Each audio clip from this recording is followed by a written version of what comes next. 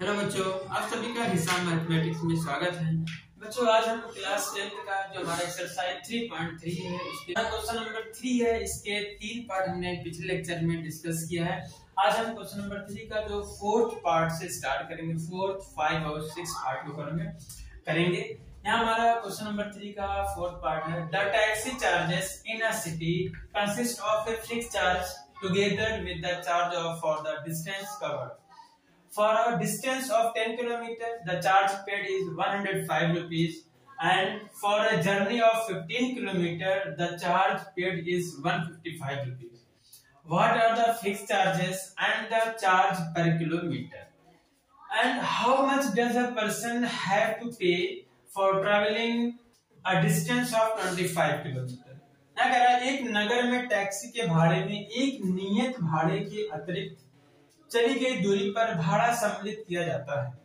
10 kilometre दूरी के लिए भाड़ा 105 रुपए है तथा 15 किलोमीटर के लिए भाड़ा 155 रुपए है। करेक्ट। नियत भाड़ा तथा प्रति किलोमीटर भाड़ा क्या है? एक व्यक्ति को 25 किलोमीटर यात्रा करने के लिए कितना भाड़ा देना होगा? यहाँ पे इस क्वेश्चन में दो प्रकार के चार्जेस होता है कहीं पे ट्रेवलिंग के लिए। एक तो फिक्स चार्ज है, एक नियत भाड़ा है, और दूसरा क्या है? पर किलोमीटर का भाड़ा। अगर हम एग्जांपल में समझें, जैसे मान लेते हैं किसी सिटी में टैक्सी का चार्जेस किस तरह लगता है कि आपको अगर कहीं पर जाना है तो पहले एक फिक्स चार्ज देना होता है, चाहे 2 किलोमीटर जाओ, चाहे 5 किलोमीटर जाओ, चाहे 10 किलोमीटर के लिए जाओ। इसे मान लेते हैं फिक्स चार्ज हमारा 10 रुपए ले लेता है। ठीक है, फिक्स चार्ज कितना है? 10 रुपए है। फिर उसके बाद पर किलोमीटर का भी चार्ज होता है, प्रति किलोमीटर का चार्ज अलग होता है। मान लीजिए प्रति किलोमीटर का चार्ज 5 रुपए लेता है। तो क्या है, जिसे मान लेते हैं हमें 3 किलोमीटर जाना है, तो 3 किलोमीटर में क्या है कि इस 10 रुपए को देना ही होगा। ये फिक्स चार्ज है, नियत भाड़ा है। फिर साथ में 1 किलोमीटर का 5, 3 किलोमीटर का 5 15 रुपए, 15 10 25, मतलब 3 किलोमीटर के लिए हमें कितना देना होगा? 25 रुपए देना होगा। ये हमारा 10 रुपए फिक्स चार्ज है और पर किलोमीटर के हिसाब से 5 रुपए है। तो इस तरीके से यहाँ पे पूछ रहा है कि हमें इस कंबाइंड फॉर्म में दिया हुआ है कि अगर 10 किलोमीटर के लिए जाता है तो 105 रुपए लगते हैं। फिर अगर 15 किलोमीटर जाते हैं तो 155 रुपए लगते हैं। तो ये बताना है कि इसका नियत भाड़ा और प्रति किलोमीटर का भाड़ा कितना है। फिक्स चार्जेस पूछ रहा है और पर किलोमीटर चार्जेस कितना है ये पूछ रहा है। और फिर इसके बाद कह रहा है कि अगर कोई पर्सन है उसे 25 किलोमीटर के लिए जाना है, उसको 25 किलोमीटर ट्रेवलिंग करनी है उस सिटी में, तो उसको कितना भाड़ा या कितना चार्ज देना पड़ेगा। तो इसको हम सॉल्व करते हैं। सबसे पहले क्या करेंगे, हम जो हमारे पास फिक्स चार्ज है, जो नियत भाड़ा है, उसको हम क्या करेंगे, मान लेंगे x रुपए मान लेते हैं, और जो हमारा पर किलोमीटर का चार्ज होता है उसको हम y रुपीज मान लेते हैं। तो इस क्वेश्चन को हम स्टार्ट करते हैं सॉल्व करना। यहाँ हमें क्या दिया हुआ है, यहाँ पे लिख लेते हैं। कह रहे हैं कि 10 किलोमीटर है, 10 किलोमीटर की जो हमारा चार्जेस लगते हैं, जो भाड़ा लगता है कितना है? 105 रुपए लगता है। और 15 किलोमीटर के चलते हैं कितना लगता है? 155 रुपए लगता है। और हमें पूछ रहा है कि फिक्स जो चार्जेस है, नियत भाड़ा और क्या बताना है, हमें पर किलोमीटर किराया बताना है। तो लेट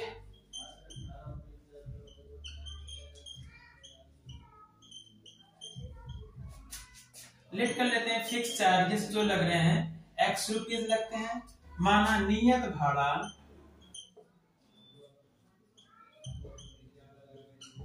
हमने क्या किया, x रुपए मान लिया। जो चाहे आप कितने भी किलोमीटर जाओ, 1 किलोमीटर 2 किलोमीटर 10 किलोमीटर, हर एक में ये हमारा फिक्स लगेगा, x रुपए लगेगा। फिर पर किलोमीटर चार्जेस क्या है, एंड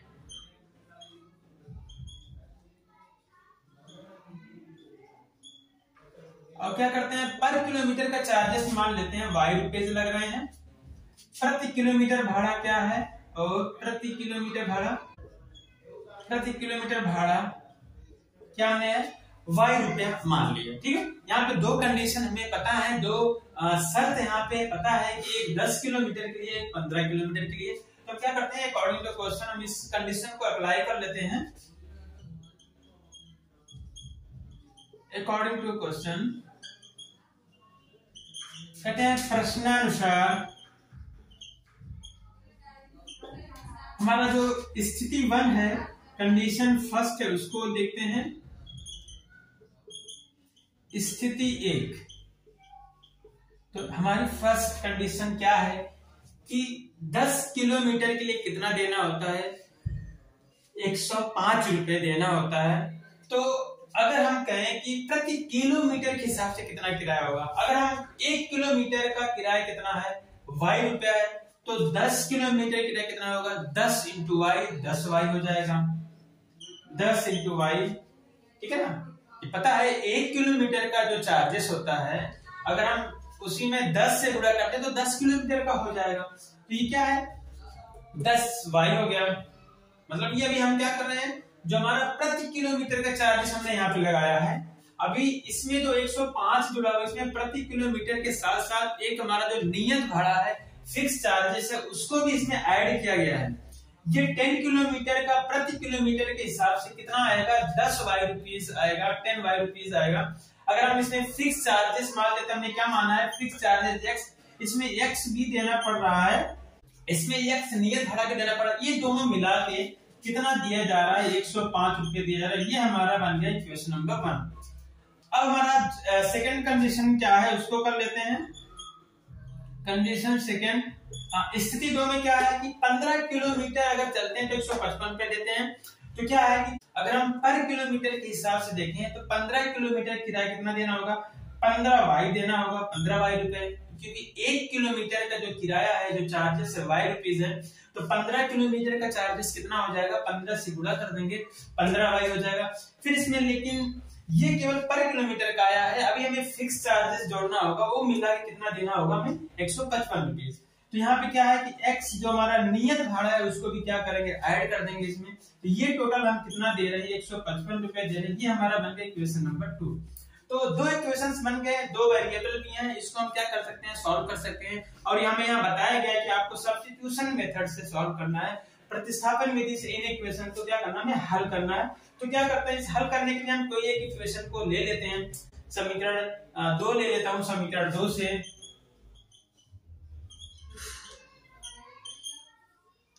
समीकरण 2 से, या फिर कह सकते हो कि फ्रॉम इक्वेशन 2, हम इक्वेशन 2 से ले रहे हैं। क्या हमारा इक्वेशन 2x प्लस 15y बराबर 155, ये हमारा है।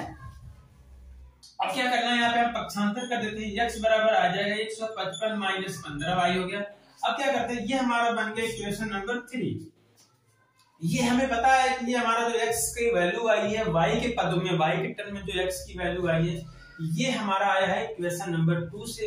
अब इसको मैं किस इक्वेशन में सब्स्टिट्यूट करना होगा, इक्वेशन 1 में सब्स्टिट्यूट करना होगा। कहेंगे put value of x in equation 1, put value of x in equation 1। समीकरण 1 में x का मान रखने पर, और समीकरण 1 हमारा क्या है, उसको लिख लेते हैं, x प्लस 10y बराबर 105 है। ये हमारा समीकरण नंबर 1 हो गया। अब इसमें क्या करते हैं, x की जगह पर रख देते हैं 155 माइनस 15y। x हमारा यहाँ पे ये हो जाएगा 155 माइनस 15y, ये प्लस 10y रहेगा, ये इज इक्वल टू 105 हो गया। अब क्या करेंगे, लाइक टर्म को देखते हैं, हमारा ये माइनस 15y है और ये 10y है। लाइक टर्म को हम ऐड या सब्ट्रैक्ट कर सकते हैं। तो यहाँ पे 15 में से 10 को घटाएंगे, क्या आ जाएगा, माइनस 5y आ जाएगा, क्योंकि हमारा 15 बड़ा नंबर है, 10 छोटा है, तो माइनस साइन लग जाएगा। अब ये 155 हम इधर करते हैं, तो 105 पक्षांतर करने पे प्लस इधर हो जाएगा, 100 माइनस हो जाएगा। ये minus 5y is equal to 105 में क्या करेंगे, 155 को माइनस करेंगे, मतलब 155 माइनस 105 कितना हो जाएगा, ये हमारा ये हो जाएगा 50, लेकिन माइनस माइनस माइनस कैंसिल हो जाएगा। फिर y इक्वल टू आ जाएगा 50/5 बराबर 10। y हमने माना क्या था, प्रति किलोमीटर का चार्जेस माना था, पर किलोमीटर का चार्जेस माना था, प्रति किलोमीटर का जो भाड़ा होता है वो हमने माना था। तो y हमारा क्या हो गया, मतलब 1 किलोमीटर के लिए 10 रुपए देना होगा।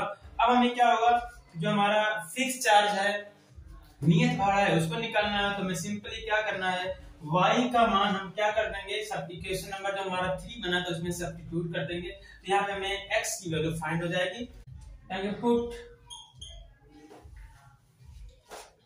Value of y in equation 3, मतलब ये कहेंगे y का मान समीकरण 1 में रखने पर, तो y का मान हमारा समीकरण y का मान समीकरण 3 में रखने पर, समीकरण 3 हमारा यही था, x बराबर 155 इसके नीचे आप कर सकते हो। अब ये हो जाएगा x बराबर 155 माइनस 15 y रख देंगे y का मान हो जाएगा 155 माइनस 15 गुणे 10।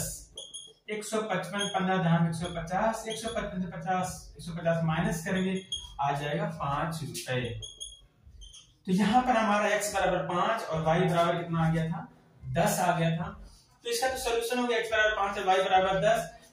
मतलब ये है कि फिक्स चार्जेस कितना लगेगा 5 रुपए, नियत भाड़ा हमारा 5 रुपया है और जो पर किलोमीटर का चार्जेस है वो 10 रुपए है।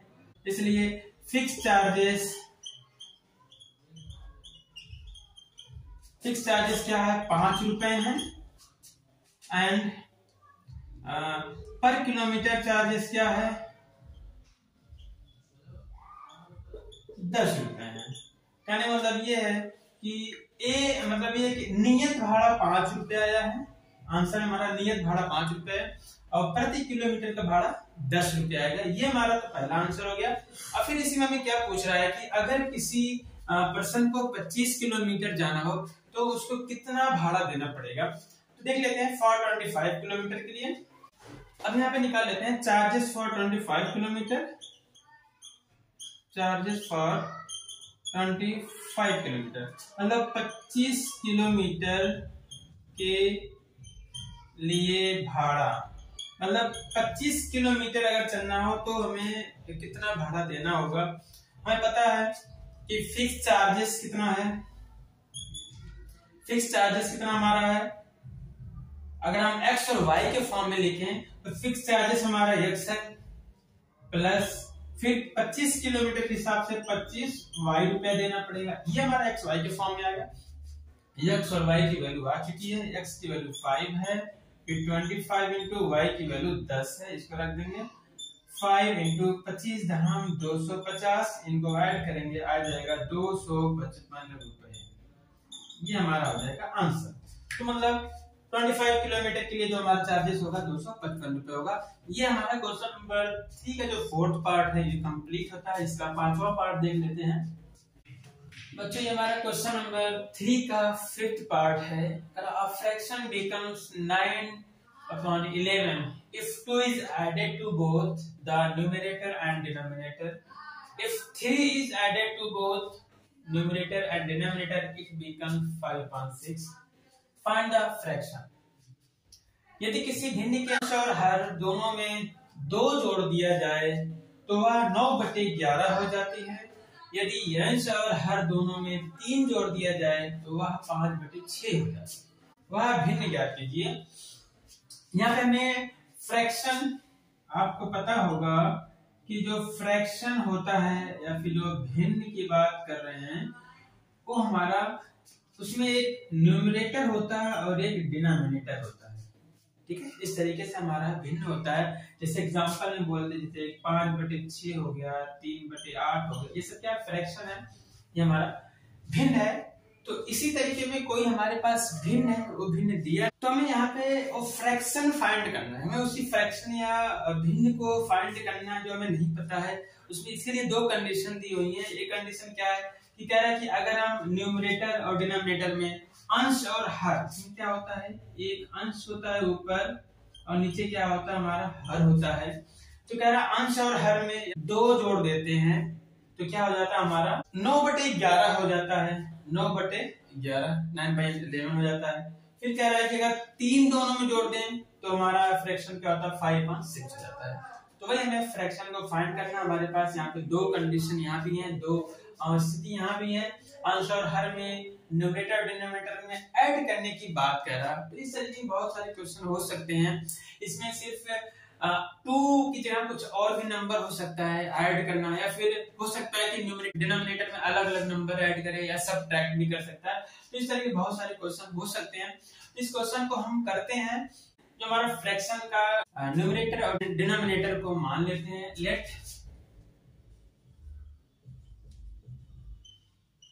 Numerator be x and denominator be y। माना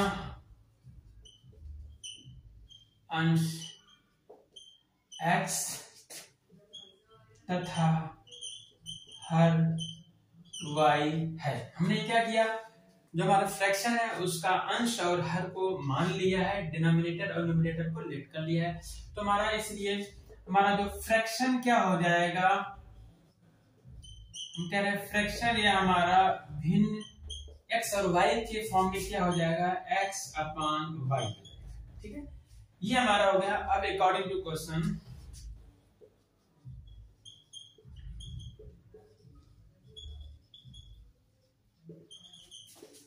प्रश्नानुसार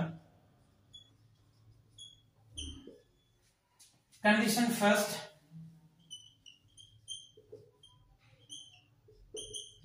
स्थिति 1 हमारी क्या है,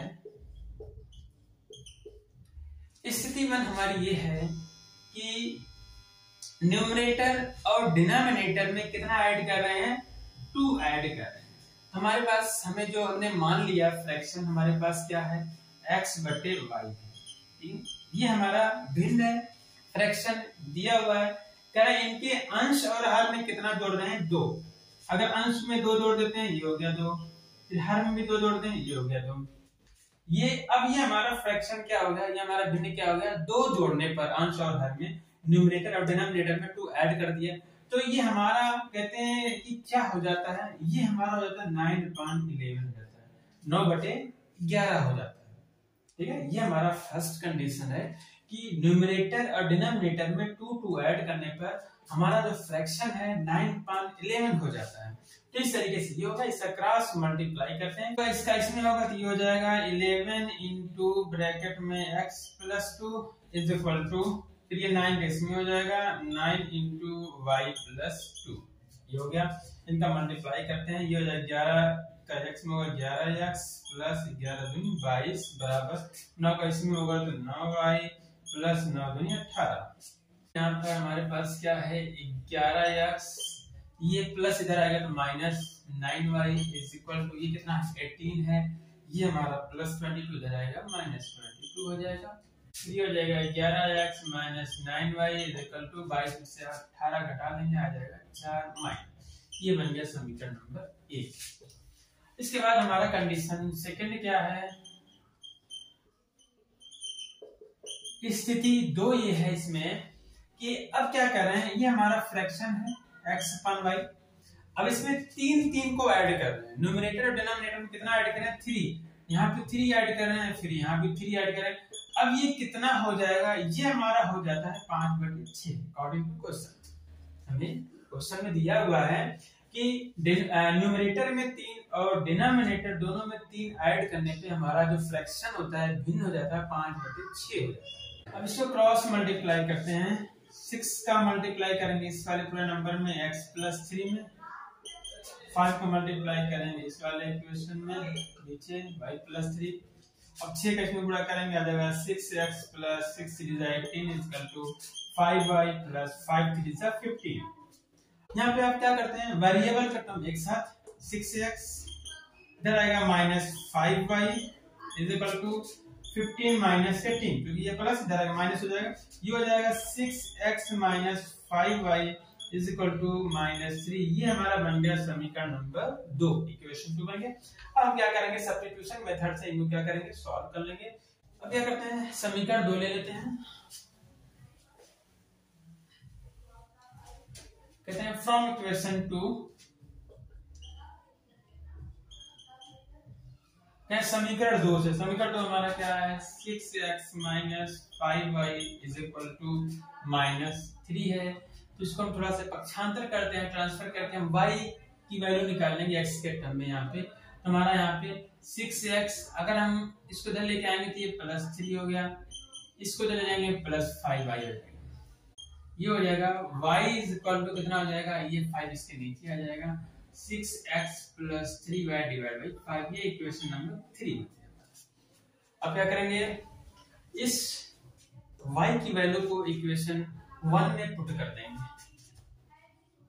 put value of y in equation 1। Equation 1 हमारा क्या लिख लेते हैं, इक्वेशन 1 था 11x माइनस 9y बराबर माइनस 4, ये हमारा इक्वेशन 1 है।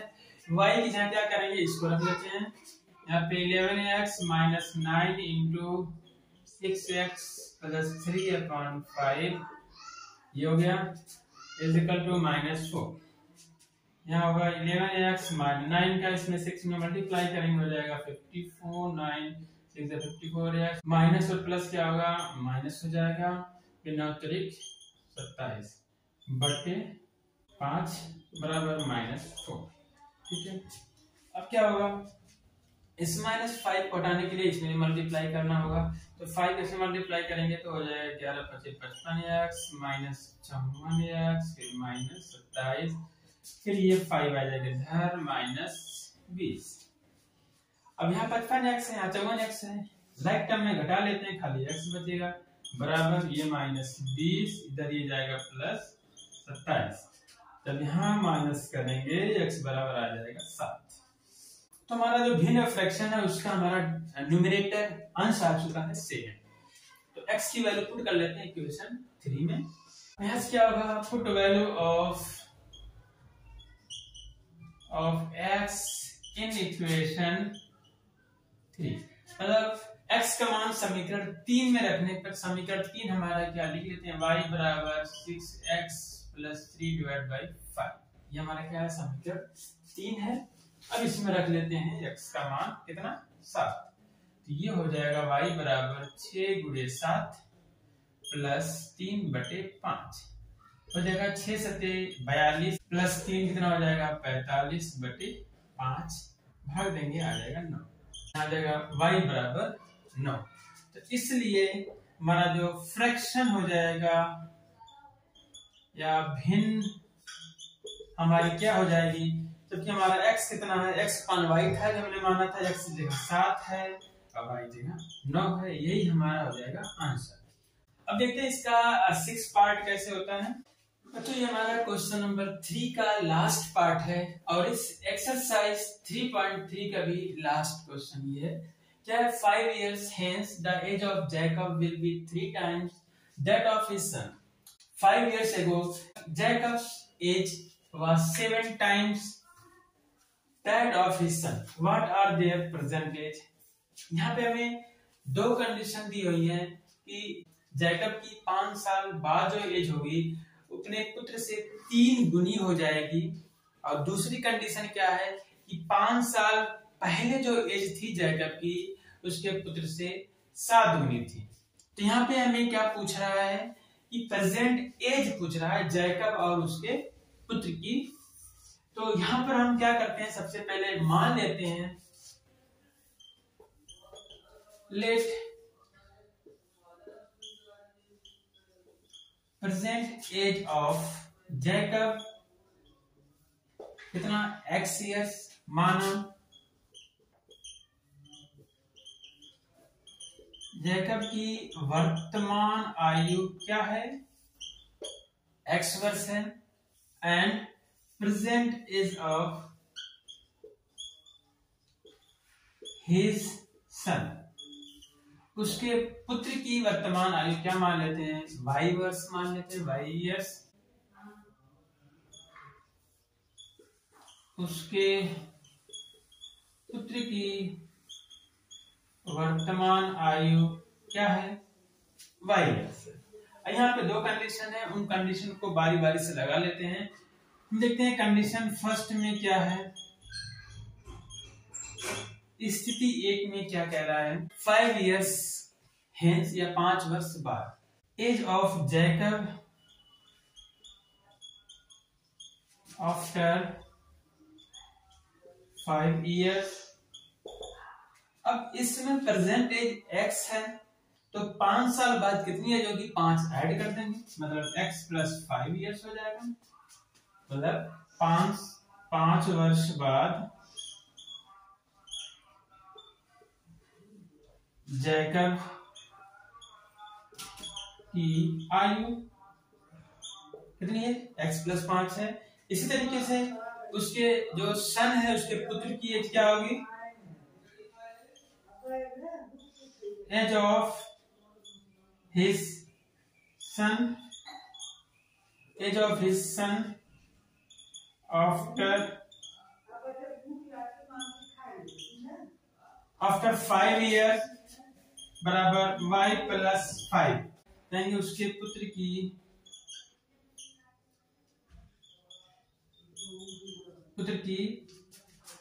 5 वर्ष बाद आयु क्या है y प्लस 5 है। फिर इसमें क्या कह रहा है कि जो जैकब की एज है x plus 5 age, Jacob 5 years के बाद जैकब की एज x प्लस 5 है और उसके सन की कितनी है y प्लस 5 हो गई। ये कितना गुना है, ये 3 गुना हो जाएगा। 5 साल बाद जैकब की एज 3 गुनी हो जाएगी उसके पुत्र से। तो ये 3 गुनी है पहले से, इनको अगर इक्वल करना है तो उनके पुत्र के आयु में क्या करना होगा, 3 से गुणा करना होगा। 3 से ये गुणा हो गया। अब ये इक्वेशन बन जाएगी, ये हमारी इक्वेशन बन जाएगी x plus 5 is equal to 3y plus 3 5 जा 15। यहाँ देख रहे हैं x 3y इधर आएगा तो minus 3y is equal to 5 इधर जाएगा तो माइनस हो जाएगा, 15 से 5 के 10। समीकरण नंबर 1 बन गया हमारा। अब देखते हैं कंडीशन सेकंड में। और कंडीशन स्थिति 2 में क्या है कि अब 5 साल पहले की बात हो रही है, तो एज ऑफ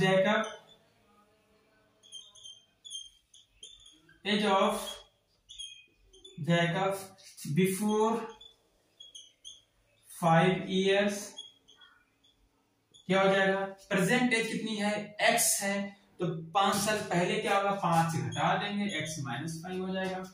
यहाँ पे क्या लिखेंगे, जैकब की 5 वर्ष पहले की आयु क्या है, x माइनस 5। फिर लिखेंगे age of his son before 5 years means यहाँ क्या लिखेंगे हिंदी में, 5 साल पहले उसके पुत्र की आयु क्या हो जाएगी, 5 घटा देंगे, परसेंटेज y माइनस 5 हो गया। इसमें कंडीशन क्या है कि 5 साल पहले जो जैकब की जो x माइनस 5 है और उसके पुत्र की जो आयु है y माइनस 5 है, ये 7 गुना थी।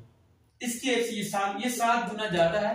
अगर इनको इक्वल करना है तो 7 से क्या करेंगे, इसमें मल्टीप्लाई करना। ये हमारा इक्वेशन बनेगा x minus 5 equal to 7y minus 7 35।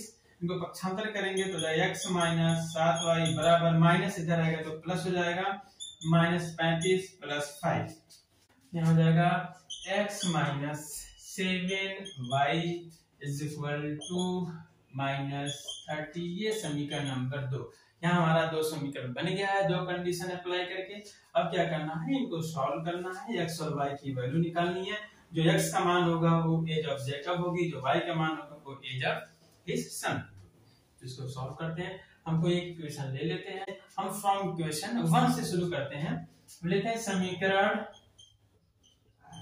समीकरण 1 से, मीन्स फ्रॉम इक्वेशन 1। हमारा फ्रॉम इक्वेशन 1 क्या था, ये था x माइनस 3y बराबर 10। ये हमारा समीकरण 1 है।